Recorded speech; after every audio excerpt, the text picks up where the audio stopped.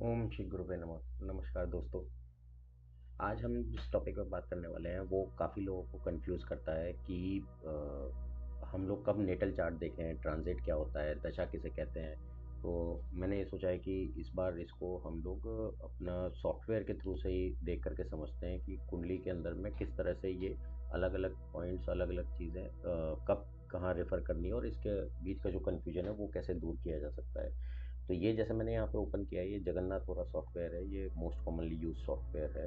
इसके अंदर में आप देखेंगे यहाँ पे कहीं पे भी आप जा करके कोई एक पुराना कुंडली जो भी आपने डाल रखा होगा, मान लीजिए हम एक कोई एक कुंडली यहाँ पे ओपन कर लेते हैं और ये हम देखते हैं कि ये जो भी जातक हैं उनका ये नेटिव चार्ट है। तो this is called as natal chart. ये नेटल चार्ट है जहाँ पे कि आप डेट ऑफ बर्थ, टाइम और प्लेस वगैरह डालते हैं और उसके बाद में ये एक चार्ट ओपन होकर के आ जाता है, जिसके अंदर में से फिर आप देख सकते हैं कि उस समय जिस समय ये बर्थ हुआ था वो समय क्या ग्रहों की स्थिति थी और ये कुंडली कैसे बन करके आती है। तो जैसे हमने पिछले वीडियोस वगैरह में बात करी है, जो फर्स्ट हाउस होता है ये आपका एसेंडेंट हाउस होता है। उस समय यहाँ पे कैप्रिकॉन का लगन उदय हो रहा था, 10 नंबर का राशि। और इस कैप्रिकॉन लगन के साथ में फिर बाकी के हाउसेस के अंदर में सारी राशियाँ बैठाई जाती हैं और फिर वो ग्रहों की प्लेसमेंट देखी जाती है कि जो उस समय के ग्रह किस राशि में विचरण कर रहे थे उस समय के हिसाब से। तो एक तरीके से ये आपका ब्लूप्रिंट आ गया उस समय स्काई पोजीशन का जब बर्थ हुआ था। तो ये हो गया नेटल चार्ट। अभी जब बर्थ हुआ उसके बाद से तो अब ग्रह तो अपने हिसाब से अपनी गति से घूम रहे हैं, अगर हम अर्थ को जियो स्टेशनरी पोजीशन मान करके चलते हैं तो। और आज के समय में ये ग्रह कहाँ हैं, तो ये देखने के लिए ट्रांजिट्स होता है। तो आप यहाँ पे याद रखिए कि ये नेटल चार्ट के अंदर में 10 नंबर का जो है ये असेंडेंट था। अभी अब अगर हम ट्रांजिट में जाते हैं और हम कहते हैं कि आज का 17 नवंबर के हिसाब से ये क्या पोजीशंस है कि ये ग्रह जो यहाँ पे अलग अलग हाउसेज में पोजीशन थे आज कहाँ है। तो अगर आप यहाँ पे ट्रांजिट कैलकुलेशन करेंगे तो देखिए कि ये इन्होंने सारे ग्रह अलग अलग पोजीशंस पे सेट हो गए। अभी अगर आप ये 10 नंबर को जो कि वहाँ पे असेंडेंट में था, असेंडेंट 10 नंबर का था नेटल चार्ट में, वही 10 नंबर से अगर हम यहाँ पे वापस इसको असेंडेंट बनाते हैं तो हमें दिखेगा कि अलग अलग ग्रह किस किस हाउस में इस वक्त हैं। और ट्रांजिशन के अंदर में हम बेसिकली ये देखते हैं कि आज के समय में जो व्यक्ति का जो नेटल चार्ट है वो उनका इनिशियल पोजीशन है, उसी नेटल चार्ट में आज के दिन में कौन से ग्रह किस हाउस के थ्रू से ट्रांजिट करते हुए जा रहे हैं। और इसके अंदर में ट्रांजिट में चार ही ग्रह मेजरली देखे जाते हैं। शनि है, बृहस्पति है, जुपिटर, राहु है, केतु है, क्योंकि ये किसी भी एक हाउस के अंदर में लंबे समय तक रहते हैं। तो राहु, केतु, शनि और जुपिटर। तो जुपिटर ऑलमोस्ट 15 महीने के आसपास में, राहु केतु 18 महीने, शनि करीब 2.5 साल एक हाउस के अंदर में विचरण करते हैं। तो अगर आप यहाँ से देखें तो ये चार जो हैं ये मेन ट्रांजिट में देखे जाते हैं, क्योंकि ये किसी भी एक हाउस के अंदर में काफ़ी लंबे समय तक रहते हैं तो इनका प्रभाव ज़्यादा देखा जाता है। बाकी जितने ग्रह हैं वो मोमेंट्री, वो इतनी फास्ट स्पीड से ट्रांजिट करते हैं कि उनका उतना ज़्यादा प्रभाव ट्रांजिट के अंदर में नहीं समझा जाता। तो ट्रांजिट इसे कहते हैं कि ये जो बड़े चार ग्रह हैं ये इस समय कहाँ जा रहे हैं। नेचुरली जो बाकी के ग्रह हैं उनका भी फर्क पड़ता है, मंगल का है, शुक्र का है, और चंद्रमा और सूर्य तो निरंतर गतिशील रहते हैं। ऐसे ही मरकरी यानी बुध भी बहुत तेज गति से चलता है। तो ये निरंतर अपने घर बदलते रहते हैं, उनका उतना प्रभाव नहीं है। शुक्र और मंगल का भी रहता है, लेकिन उतना नहीं समझा जाता जितना शनि, बृहस्पति, राहु, केतु का रहता है। तो ये चार ट्रांजिट के लिए ज़्यादा महत्वपूर्ण रहते हैं। तो अगर आप देखें तो ये जो जातक की कुंडली है उसके अंदर में आज के समय में दूसरे घर का ऊपर से सैटर्न जा रहे हैं, ऐसे ही पांचवें घर के ऊपर से जुपिटर का ट्रांजिट हो रहा है। तो सैटर्न के जो इतने प्रभाव हैं जो कि सैटर्न से रिलेटेड हैं वो सारे आपको इस समय सेकंड हाउस के ऊपर में वो अपना प्रभाव डालेंगे। तो जब भी ट्रांजिट देखा जाएगा तो ये 2.5 साल के लिए शनि अगर इनके दूसरे घर के ऊपर से जा रहे हैं तो शनि से रिलेटेड जितने भी सिग्निफिकेशंस हैं जो कि पुरानी हमारी शनि की वीडियोस में हमने डिस्कशन किया था, तो उसके अंदर आप देखेंगे उससे रिलेटेड जितने सिग्निफिकेशन है वो सेकंड हाउस को इस वक्त प्रभावित कर रहे होंगे। अब ये कौन सा घर है, किस राशि के ऊपर से शनि का प्रभाव जा रहा है, उसको अगर आप कॉम्बिनेशन में देखते हैं तो यहाँ से फिर प्रेडिक्शंस करी जा सकती हैं। तो ये तो हो गया ट्रांजिट का। फिर याद रखिएगा कि शनि, बृहस्पति यानी जुपिटर और राहु केतु, ये चार ग्रह किस घर के ऊपर से ट्रांजिट कर रहे हैं इस समय पे, उसका प्रभाव देखा जाता है। ट्रांजिट में यही चार ग्रह ज़्यादा मेन है।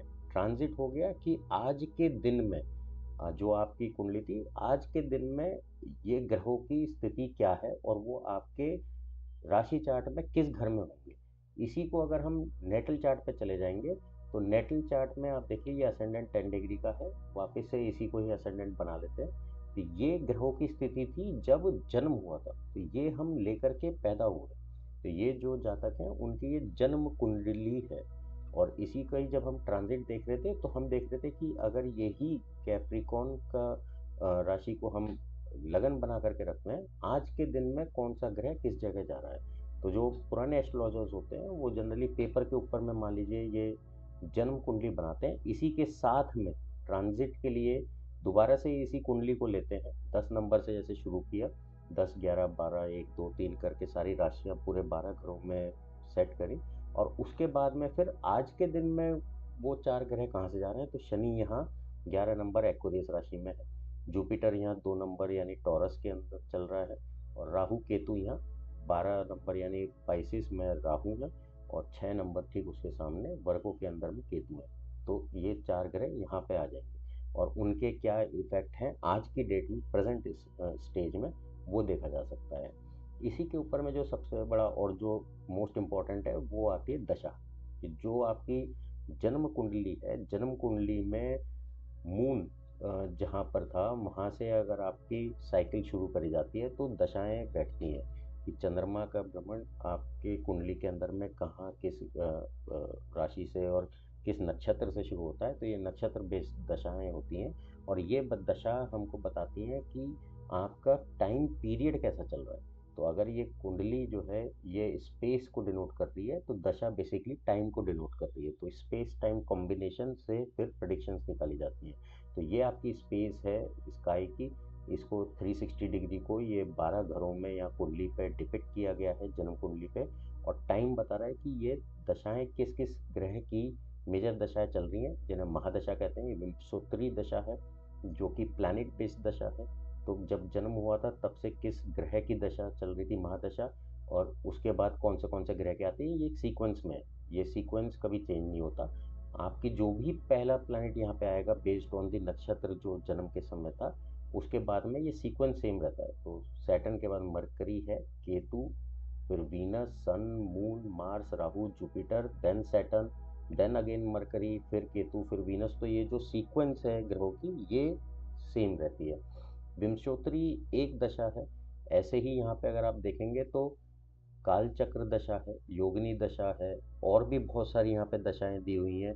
ये सारी दशाएं ये कोई राशि बेस्ड है, कोई प्लैनेट बेस्ड है, पर ये कभी भी प्रेडिक्शन करते वक्त हम 2 या 3 दशाएं मेजरली देखते हैं, तो वहाँ से सबसे वो पिन पॉइंट होकर के वो प्रेडिक्शन आना चाहिए। तो कंफ्यूज होने की ज़रूरत नहीं है कि हम ट्रांजिट को देखें कि दशा को देखें कि नेटल चार्ट को देखें कि आज की स्थिति को देखें।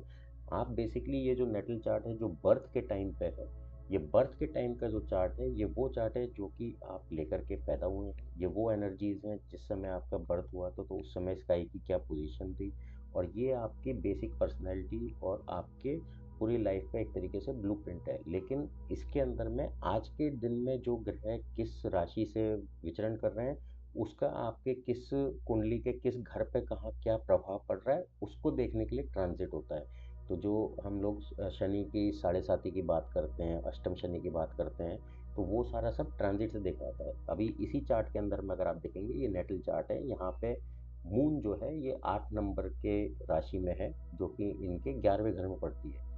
शनि अगर 7 नंबर की राशि में होते तो शनि की साढ़े साती शुरू हो रही होती, नेटल मून से एक घर पीछे उसके सेम घर में और एक घर आगे, ये 3 घर मिलकर के ढाई ढाई साल अगर आप ऐड करें तो 7.5 साल बनते हैं।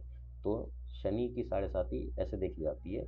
अगर ये लिब्रा में शनि जा रहे होते तो इस जातक के लिए वो साढ़े साती का शुरू होने का समय था। ऐसे ही अगर इनके चार्ट में 5 नंबर की राशि यानी यहाँ लियो की राशि में से शनि जा रहे होते तो क्योंकि ये इनके लिए 8वें घर में आती है तो ये अष्टम शनि होता है, जो 2.5 साल का पीरियड रहेगा। तो ये ट्रांजिट, शनि के ट्रांजिट से शनि की ढैया या साढ़े साती देखी जाती है। और दशाएं जो है ये दशा अगेन आपके बर्थ चार्ट से जो नक्षत्र थे जन्म के समय और चंद्रमा किस नक्षत्र में थे वहाँ से इसकी गणना शुरू होती है। उस गणना में जाने की ज़रूरत नहीं क्योंकि अब ये सॉफ्टवेयर सब काफ़ी बन गए हैं तो आप इसको इजीली यूज़ कर सकते हैं किसी भी सॉफ्टवेयर से। महादशा, और महादशा पे अगर आप क्लिक करेंगे तो उसके अंदर की अंतरदशा, फिर उसके अंदर प्रत्यंतर दशा, सूक्ष्म दशा, ये सारी आप देख सकते हैं। तो दशा का जो स्वामी होता है ये मेन होता है जिसको कि हाकिम बोलते हैं। और फिर उसके अंदर में जो अंतरदशा चलती हैं वो सब पीरियड्स होते हैं कि उनके अंदर में फिर देख करके ये प्रेडिक्ट किया जाता है कि किसकी दशा चल रही है। जैसे यहाँ पे शनि को अगर हम देख रहे हैं 1965 से 1984 तक का पीरियड शनि का था। तो शनि की मेन महादशा थी। शनि के सिग्निफिकेशंस लेकर के शनि इस राशि में किस तरह का योग बना करके बैठे हुए हैं, किस किस घरों को ओन करते हैं, कहाँ पे विराजमान हैं स्वयं शनि, ये सारे पॉइंट देख करके और आप ये दशा के ऊपर में फिर इसके फलित निकाल सकते हैं। लेकिन तीनों ही चीज़ों में जो जन्म कुंडली है, फिर उसके बाद ट्रांजिट है, फिर दशाएं हैं, दशा से बड़ा कुछ नहीं होता। जो जिस पीरियड में जो टाइम जो आपका चल रहा है, सारे प्रेडिक्शन, सारे फलित जो भी निकाले जाते हैं कुंडली के अंदर में वो दशा बेस्ड ही हमको देखने चाहिए। अब किस प्लैनेट का कितना स्ट्रेंथ है, वो किस तरह के योग बना के बैठा है, उसके लिए और अलग यहाँ पे काफ़ी सारी डिटेल्स दी हुई हैं। तो जो एस्ट्रोलॉजी पढ़ रहे हैं, जो वैदिक कुंडली जानते हैं, तो वो ये सारी चीज़ों को यूज़ करते हुए फिर किसी एक प्रेडिक्शन पे आते हैं। बट यहाँ पे मेरा क्लियर करने का ये पॉइंट था कि इसमें कंफ्यूज ना हो। इसमें बहुत लोग कंफ्यूज होते हैं कि नेटल चार्ट क्या होता है, ट्रांजिट चार्ट क्या होता है और दशाएं कब देखनी है। तो आपको जब भी देखना है आप बस ये देखेंगे कि नेटल चार्ट जो है ये आपकी बेसिक कुंडली है। ये सारे वो ग्रहों की पोजीशन है जो कि आपकी फुल लाइफ आपको प्रभावित करते हैं। ये बेसिकली वो एनर्जीज हैं जो लेकर के आप पैदा हुए हैं। दशाज आपको बताएंगे कि आपकी लाइफ के अंदर में कौन से प्लैनेट कब किस समय एक्टिव हैं और कब किस समय वो आपकी कुंडली को रूल कर रहे हैं और उसके हिसाब से क्या प्रभाव चल रहा है।